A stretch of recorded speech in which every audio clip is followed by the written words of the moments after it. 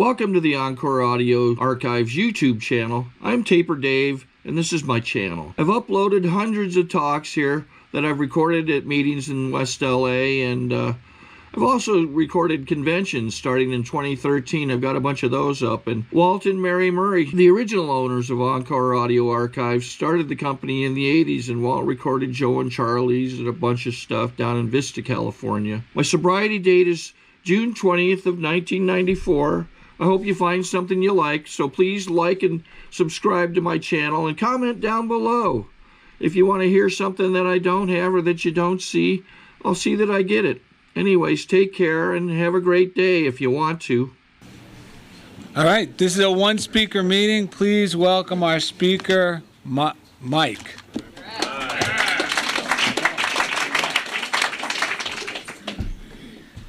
Mike, alcoholic? Hi, everybody.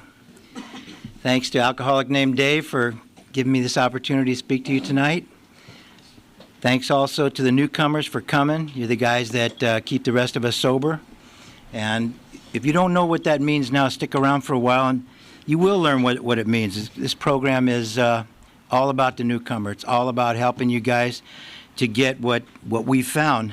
And the great thing is it's a big circle. It helps keep us sober. So it's great to see all the newcomers that were here. And what's also great to see is I saw just in my limited field of vision, every newcomer that stood up, there was a person around him that stuck out their hand. And to me, when I was a newcomer, that was vital because I was looking for any excuse to get out the door. I was looking for any reason, any other reason to show that I was different from you, or that you were unfriendly, or you were this, or you were that. And I couldn't do it, because every time I stood up as a newcomer, people stuck their hand out to me. Or every time I just walked into a meeting and I wasn't part of the regular crew, which when you're new, you're not, there was always people that came up to me, gave me their numbers. I actually, in this town, couldn't believe it. In good old hard, scrabble, fast LA, where everybody fast talks, I couldn't believe that there was a person who'd look me in the eye and really welcome me into the fellowship that they had. And after it happened over and over again, there was nothing I could do but believe it and internalize it, and then try to turn around and give it away after I had it. It's also great to see the birthday people up here. It shows that anybody can do it. There's just some certain things that I hope to talk about tonight that helped me do it. I got 14 years, and I'm real proud of that. But I had my first day, I had my second day, and it took about 14 years to get to 30 days for me. So I know what you guys who stood up are going through. That first 30 days is a long, long way. And I'll never forget that, and I hope I never do. I was reminded of what this program was today. I was going by my office, and I saw this guy I knew who I think has been in this program longer, maybe not longer. Yeah, he was in here before I was, in and out, but he had a long time in this program. And I saw him walking down the street, and even from the back, I could tell there was something wrong. And he'd had about 11 years. And I stopped and said hi, and when he came over to the car, I couldn't even get a word out of my mouth. He was saying, I'm coming back, I'm coming back. I could see the dry mouth. I could see the saliva, when you talk, and the saliva goes from one lip to the other. I could see the eyes darting, away from me, not looking me in the eye. He's just saying, I'll be back, I'll be back. I said, come on back right now. Get in. He said, no, I can't. You know how it is. You know the feeling. You were there. I was there. You're dark and you're looking, you're hustling. Oh, my God, here comes a reminder that here comes a guy who's ruining my high. Basically, that's what he was saying. I just blew it for him this afternoon. I hope he remembers what he said to me, and I hope he does come back. And I tried to get him to just, I said, go walk right in that office and see a guy who's been sober for almost 30 years. And he knew who he was, and he knew where he was. But he wasn't going for it. He was going back to his motel room. And he has a house not far from where we were, but he's going back to his motel room. So we all know what that's like, and boy, that hit me right in the face. Now, I came here tonight before I came here with all kinds of thoughts. And I call this a program of perception because the way I was looking at this speaking engagement was this way. Oh my God, people are going to be looking at me. My story is boring. I have nothing to tell people. I can't do this. I'm uncomfortable. I'm afraid. But you know, this time it goes by on fast forward, just boom, boom, boom, boom, boom. And then what goes by in slow motion is, hey, you know, this isn't really about you. This is about the program of Alcoholics Anonymous, and God's supposed to be speaking through you.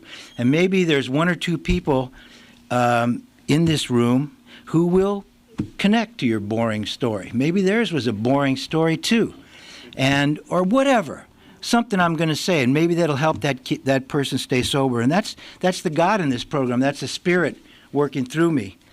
And 14 years ago, if I would have never, ever thought that I'd ever be saying that. I'm from L.A. I grew up in Silver Lake. My dad was born, I was telling an alcoholic named Dave that my dad, well, he was born in Santa Ana. My dad was born there in 1908. He moved to Echo Park. I grew up about 4 miles from Echo Park. And now my son lives down there again, and we're all from that neighborhood, and I love my neighborhood. I love growing up.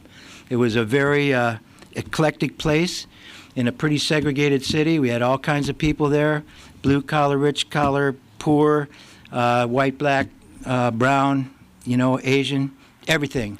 And we were proud of it. We gave each other a lot of trouble about our heritages, but all in good fun, and nobody from the outside could ever say anything if it was meant in a derogatory way. We never meant it in a derogatory way.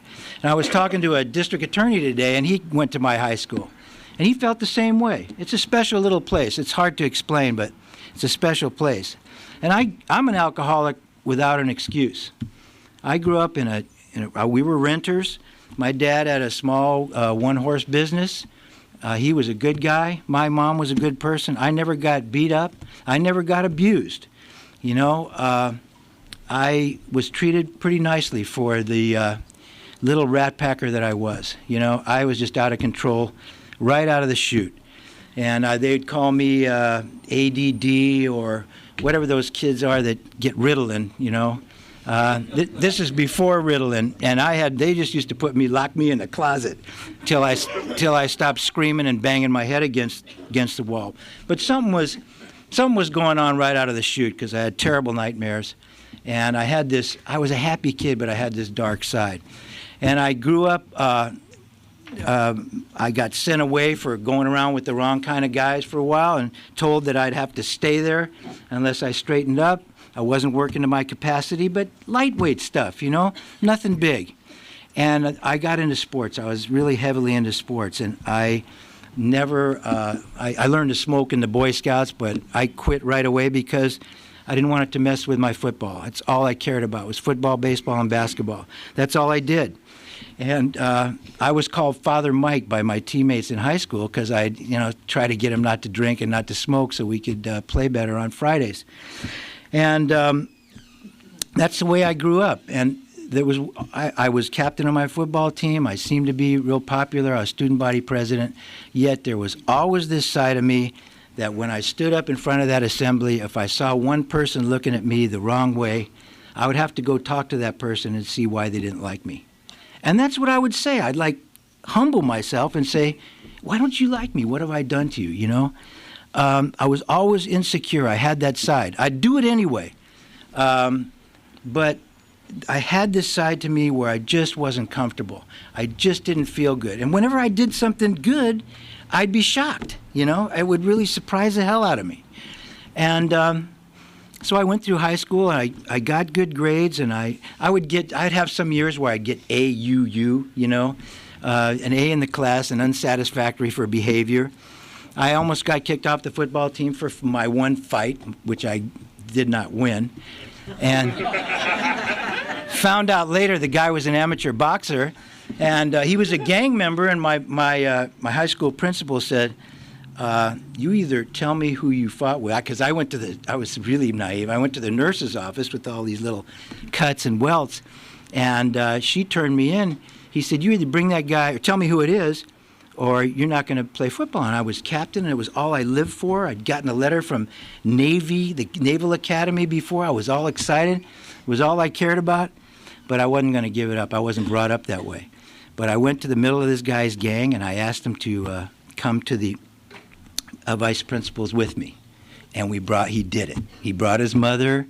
I brought my mother. And oh, my mom kept a constant going to school and going back. And one time she supported me. One time, I'll never forget this. She says, "That teacher is crazy. You're right." One time. But anyway, I found out this guy was an amateur boxer, so I felt a little better about my loss. But I never grew, and I never really gained much more than just being an okay high school football player. I didn't go on to the great pro football career that I had mapped out for myself, even though my mother was 4'10.5" and my dad was 5'6", and neither of them, they didn't weigh 250 pounds put together. But I was going to be a pro quarterback. When I got out of high school, though, and stopped playing sports and went to UCLA, that's when it started. It was like letting the bull out of the chute. And I started smoking right away, packs of Marlboros. I started drinking beer like a fraternity boy. I wasn't real happy there because things were segregated, and I wasn't used to that, didn't like it, had a chip on my shoulder for being a Jew, and it was never a problem. I was one of 3 Jews on my football team. That was never a problem. I go to college, and all of a sudden I have to be with these guys, and I can't be with these guys. So I took care of it in various ways, not really healthy and not the way I would do it today, but constantly proving myself and, beating these guys every way I could. And actually, by the time we got out of school, things were starting to change. But what didn't change is I found out that I could drink almost anybody under the table. For some reason, I could drink and drink and drink and not show it most of the time. And, I really, really loved it. I loved getting stoned. I didn't care about throwing up. I didn't care about almost killing myself in cars. I just loved getting drunk, And that was before weed. And I joined this group, this honorary group, and what we did was drink. We went on a trip from UCLA to go to a basketball game, and the first guy got arrested in Bakersfield. No, I'm serious. And this stuff was constantly happening because of our alcohol. And we thought it was great fun, and a lot of it was fun. But I know a lot of those guys today, and the guys that I know who are still alive, a lot of them ended up right where I am in Alcoholics Anonymous, or are still in the throes of heavy alcoholism. And what was a lot of yucks in those days was we carried it too far. It just can't be carried that far, as everybody in this room knows. When I got out of UCLA, I was dodging the draft, and I wasn't going to this war, and I went to law school. That was one of the big reasons. I went up to Berkeley and immediately started in on pot. I had a doctor who, my Uncle Herman, it was a real good friend of the family's, and I said, listen, I'm having trouble. I had 3 jobs, so I'm having trouble staying awake and studying. So he would send me these jars of things called Dexamyl. And I would study with Dexamyl. And I would, pop one in the morning at 8 o'clock with a subject I didn't like, and I'd start the book right here, and at the end of the day, all the pages would be turned. I really wouldn't know that much, but the pages would be turned, and it would be the end of the day. But actually, it did help me lock in, I thought. I failed a couple of tests because I took some of these Dexamyls, stayed up too long, couldn't get enough sleep, was afraid not to sleep before my contract exam, drank a 5th of slow gin, got sick, and failed the exam because I was sick and hung over the next day. I had a few things like that. Also, my doctor sent us jars to sleep Quaaludes. Remember Quaaludes? Jars. And, I ate them by the handfuls. And, but somehow I kept studying. I graduated law school. I carried on. I kind of had some honors up there. I had 3 jobs, and because I could cut it off, and I was proud of myself, and my partner was proud.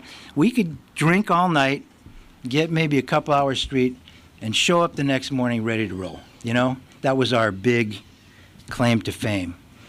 I got out of law school, continued with the weed very heavily, but always proud that I could cut it off at 5 o'clock, or start it up at 5 o'clock. And we had a place at our old building downstairs. It kept changing names, but the place remained the same. I never forget, my wife came to pick me up one night. The first time, she didn't like all this drinking and stuff. And it's the first night she had ever seen this place, and she said, "This place is a dump." And I looked around, and I said, it is a dump. And I never had noticed it before. And because we went down there and just started knocking them down immediately and smoking joints. I never was without a joint in the ashtray. And then, the 80s came, and me, the nonconformist, conformed and got into coke, got some money, pretty successful in practice, and got into cocaine. And that really was my downfall. And I didn't think that I was addicted or an alcoholic or anything like that, because I could quit for periods at a time. I could grit my teeth and stop. I never quit drinking, never. But I could quit the cocaine for 3 weeks and go, to myself, you're all right. And now you'll use it like you're supposed to use it. Just, what goes on in there, You all have heads like this. I'll just use it like they say in the books, like a couple of hits just to wake yourself up and then leave it alone for the rest of the night. And then the little bumps get closer. I didn't keep it in my office so that I wouldn't use it during the day. But there was another guy in our office. And it got so that I could hear my own footsteps going from my door down the hall, and there was a path worn in the rug from my office to his office, and his door squeaked. So I'd have to unlock the door, and you could hear the lock click, and the door would squeak. And I said, you get to the point, I don't care. I just want what's in that drawer, And I was a gentleman. I never bought cocaine off the street. I only would buy it from other lawyers. Now, somehow to me, that was a big deal. The same thing was happening, and, I'm a lucky guy. I've been married 38 years. I still have my same wife, and she's the greatest. I have a great practice. I have a great partner. My partner and I have been together for 39 years. Before that, we were roommates in law school, and before that, we were friends at UCLA. And, we've never had a contract. We just had a handshake. How lucky is that? Wow. And, he and I, he's a great, fun-loving drinker, but, he stopped at that. And he never smoked 5 or 6 joints a day. And he didn't get into the cocaine, I had to push it too far. And cocaine, Quaaludes during the 80s, that was it. And I was doing fine. There was a couple times, I will be honest with you, that I thought it bled into my work. Only a couple. And to this day, I'm ashamed of that. And I remember that with shame. But it's part of the past, I can't change it. And it's back there. And I guess I have some amends to make. But for the most part, I was very successful. I went to the Supreme Court twice. And, one time at the Supreme Court, and I'm not afraid to say this because I want to show you how, a guy with his mother and father in the car, and my nephew, who came down to watch me because he wanted to be a lawyer, and another famous lawyer here in L.A. who hardly drank. We get out of the car. I lean over, and my little Graham bottle falls out on the walkway. And I looked at it for what seemed to be an eternity, and all of a sudden a hand came down, scooped it up. It was my friend, the lawyer. But, little things like that would operate to drag me down, that were unnecessary, that didn't need to be there, but they were. And I'd have to spend extra time doing more work. And I always, like I say, I always did it. But sometimes if I would get a little loaded while I was doing it, I'd have to do it over. I wasted a lot of time, as we all did. But I never really, I wasn't I heard some guy speaking, not speaking, but speaking. He said, you don't deserve to be an Alcoholics Anonymous unless you're a falling down drunk every night on the floor. And I just wasn't like that. Now, that was my ticket out. I was half out of the chair saying, you're right. I'm out of here. And instead, some people at this other meeting at Log Cabin I went to said, that's bullshit. There's all kinds of people, there's all kinds of alcoholics, and you've earned your seat here. So I practiced law, and I had this very wonderful drug counselor who I practiced with. And a large part of our practice was to, people get in trouble for drugs. So what do you want to show the judge? You're going to deal with the consequences. You're going to deal with the drug habit, cure the drug habit. You show the judge you're correcting yourself. He doesn't have to put you in jail. So this drug counselor and I worked together for 20-something years. And I thought I could fool him too. And one of the bad things that I was telling you about that bled into my work is one day we were doing a mini intervention on one of my clients, and I would excuse myself, go down the hall to that guy's office, and take a hit. Now that sucks, doesn't it? And then go back and tell this guy why he had to go to rehab. Sorry. I don't know if I ever told you that. But, the funny thing is, if you want to see the way things work out, that guy, I sponsor him now. And, we're doing pretty well together. He's got about 8 years in Alcoholics Anonymous, and I've watched his life change as I've watched so many other lives change. But I started a new thing, well, not a new thing, but I really started working late at my office. And I would work, but I'd have a Fifth Irish whiskey, a gram of cocaine, and a 6-pack of beer. And I not the whole bottle of, but I'd pretty well do them all. And a couple of times I went to the bathroom in our office when it's kind of dark, and I would run into this drug counselor. And I would be like that guy who looked in my window today, the saliva, I'm sure, the twitchy, oh my God, rat in the headlight. And, this guy can look pretty fierce in the dark, too, And, it was terrible. And I start getting calls saying, you better watch it, they're circling you, they're going to do something, you better stop doing what you're doing. So I naturally, being a good alcoholic, said, hey, right, And then one day, I got a call that there was an emergency at my partner's house. So I took a few bumps and straightened myself up and went over there and saw this famous drug counselor's car parked in front. And, I knew it. I knew it was going to happen. And in the back of my mind. And I went in there, but I wasn't really ready for what was about to happen. And there was this guy who I really respected, and like I say, we'd done a lot of work over the years. We kind of had a name for it. And there was my family, and there were my partners. And the surprise party was for me at, 50 years old. Here I was, just humiliated. As big man, right? Big lawyer man. And I felt like about as big as an ant. And, then I recovered and I started hustling. And I had some cases to finish by the end of the week. Just give me to the end of the week. Just give me to the end of the week. I'll go in. And I actually had certain people convinced that I should have till the end of the week. And, when it got to my son, he came up to me and he looked me, got about this far ahead of me. He was about 20 then.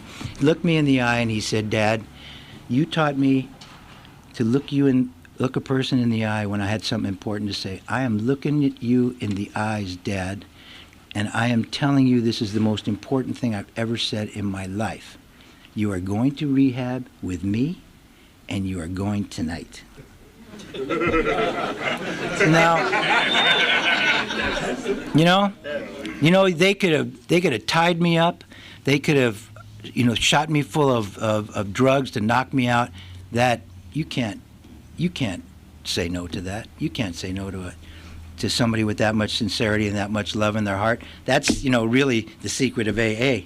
You really can't say no to all that love and that sincerity. So I went, and I went to do my 30 days. I was going to do my 30 and come out. And that's what certain people promised me, was 30 days.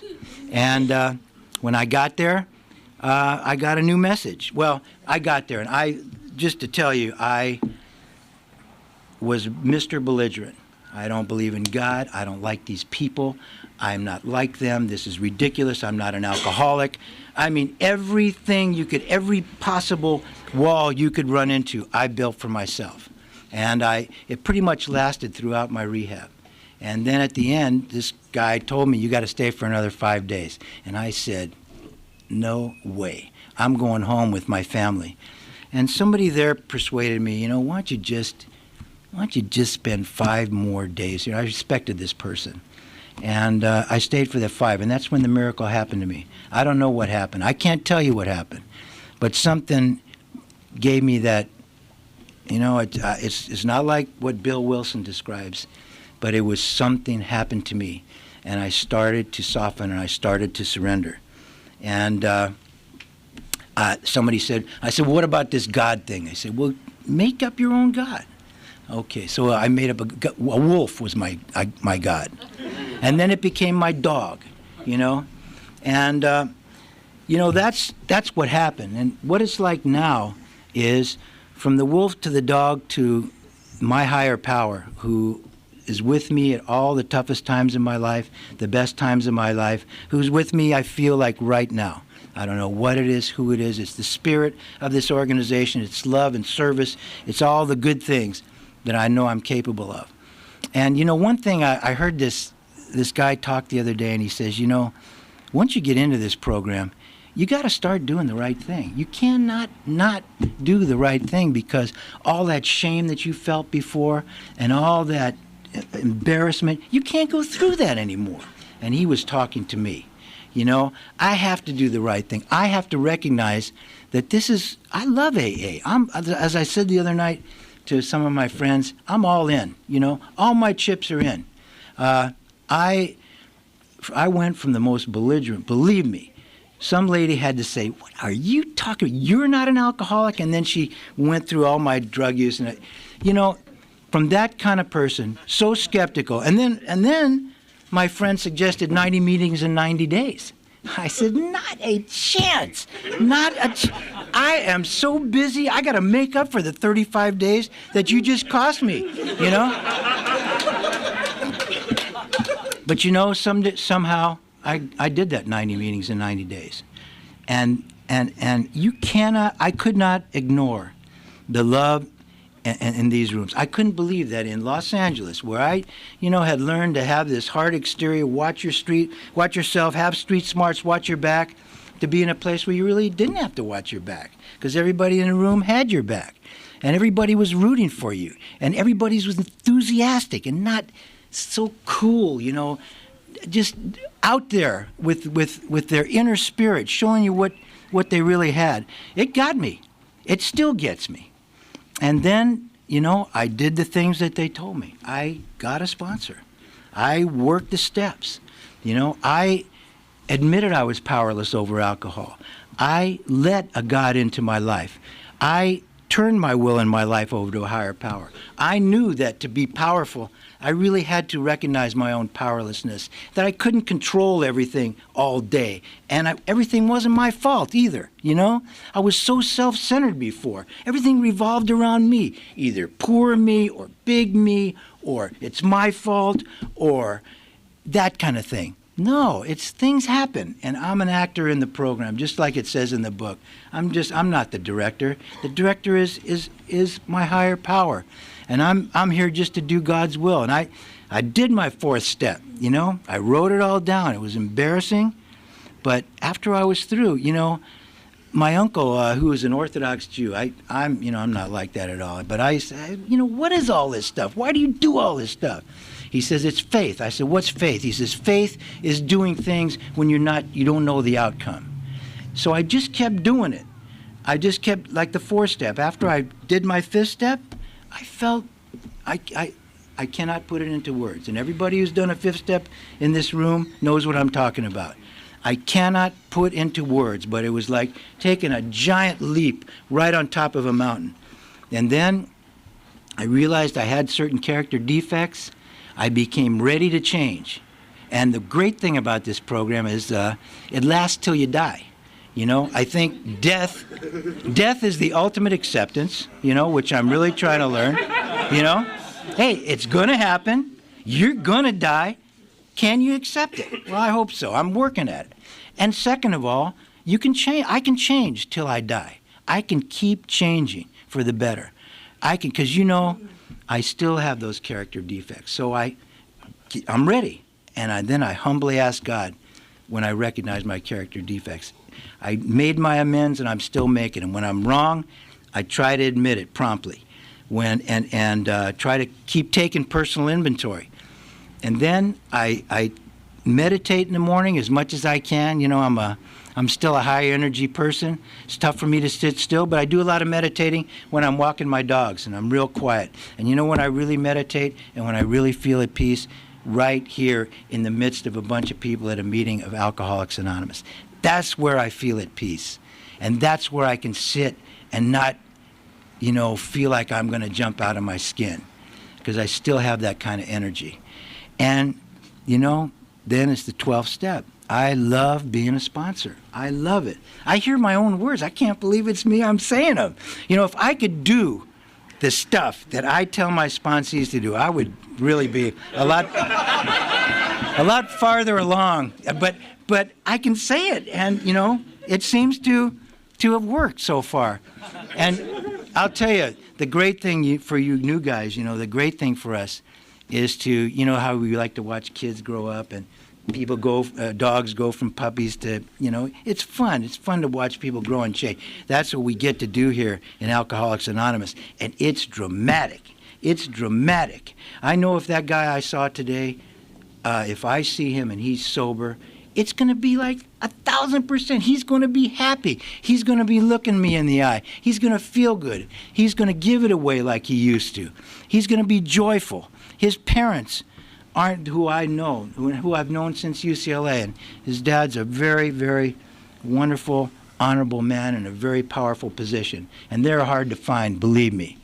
And maybe his dad won't have to have the tears in his eyes and call my friend and mentor over there with, you know, his voice shaking and saying, you know, tell my son if you ever see him that I'm ready and willing to take him to rehab, but don't call me till he's ready to go, you know. That breaks my heart. And I know that it would break this guy's heart because he's a good person at heart. And, you know, we've all known, but to watch a person go from the dregs, the worst, to somebody who's proud of themselves, who's productive, who's nice to their kids, who's nice to their parents, who's patient, kind, loving, you know, who does the right thing because they can't stand not to. It's a trip. It's great. It's a wonderful thing. And like even though this anticipatory fear that ate me up tonight is something that, you know, I just have to deal with it. But like I say, it goes by fast now. It gets out of there fast. You know, speaking at a meeting like this, I never know what I'm going to say, but it's something I have to I'll tell you guys who have spoken, you know, it's another trip. It's another thing that somebody said, hey, just do it. And I did it. And it feels good. It feels good to carry the message. It feels good to stick your hand out and meet somebody. And I feel good about myself from the inside out. And I don't feel like, and it doesn't matter if somebody is judging me. It doesn't matter to me anymore if somebody doesn't like me. I'm okay. I'm standing here. I'm strong. I never felt like that. I felt like the wind, even though I would do, you know, physical, tough type things, you know, I always felt like the wind could blow me over. Other people had power over me. I don't feel that way anymore. I feel good about myself, and that's a tremendous victory. And I don't have that dark period of depression I used to have that runs in my family. I can deal with that I used to try to medicate myself with. And these things have all come from one thing: coming in here, coming to meetings, getting a sponsor, reading the book, working the steps, and giving it away. Thank you very much.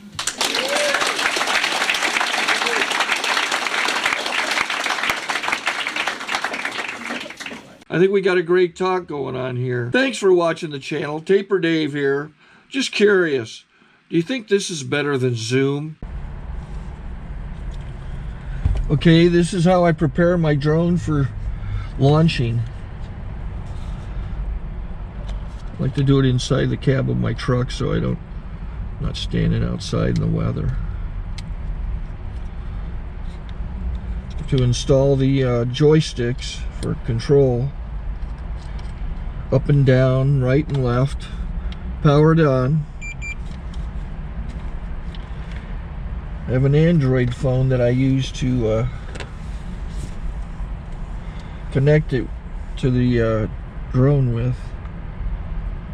And it's actually controlled through the iPhone, through an app. Oops, wrong way. It's actually controlled through the iPhone, or through this Android phone, through the app. It's actually controlled through the Android phone, through an app, and you connect it through this short connection right here.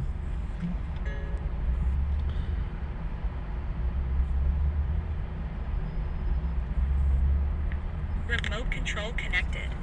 Remote control's connected. So I pull out the drone. I have to extend the legs.